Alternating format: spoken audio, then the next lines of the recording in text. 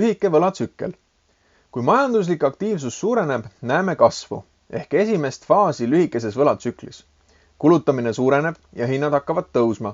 See juhtub tänu sellele, et kulutamisele suurenemine tuleneb enamasti krediidist, mida saab koheselt tühjast kohast luua. Kui kulutamine ja sissetulekute hulk kasvab kiiremini kui toodete ja teenuste tootmine, tõusevad hinnad. Kui hinnad tõusevad, siis on tegu inflatsiooniga. Keskpangad ei taha aga liialt suurt inflatsiooni, sest see toob kaasa teatud probleeme. Nähes hindade tõusu, tõstab keskpank seega intressimäärasid. Nende tõustes saavad vähemad inimesed endale laenamist lubada ja olemasolevate võlgade kulu suureneb. Kujuta ette seda nii, nagu su igakuised laenu tagasimaksed suureneksid.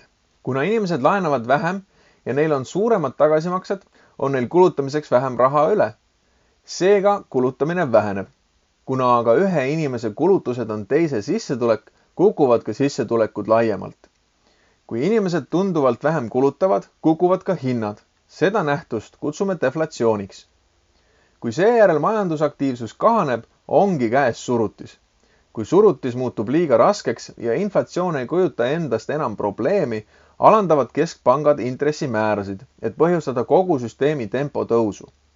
Madalate intressimääradega vähenevad laenumaksed, laenamine ja kulutamine kiireneb ja näeme järjekordset majanduskasvu. Nagu näeme, töötab majandus nagu masin. Lühikeses võlatsüklis on kulutamine piiratud vaid laenuandjate ja laenajate valmisolekuga anda ja võtta laenu ehk tekitada krediiti. Kui krediit on lihtsasti kättesaadav, toimub majanduskasv. Kui krediit aga ei ole lihtsasti kättesaadav, toimub surutis ehk kahanemine. Ja panen tähele, et see tsükkel on peamiselt kontrollitud keskpankade poolt. Lühike võlatsükkel kestab tüüpiliselt 5–8 aastat ning toimub uuesti ja uuesti aastakümneid järjest.